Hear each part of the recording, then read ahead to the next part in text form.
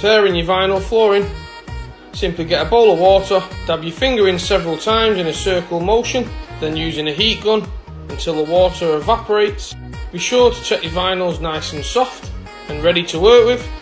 Then apply your adhesive, ideally the same colour as your vinyl flooring.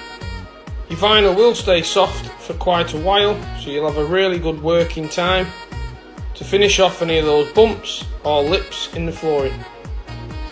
Keep working on the same area until you can't feel any lumps or bumps.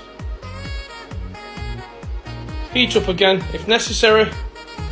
Using a cylinder object, roll gently to spread your adhesive evenly.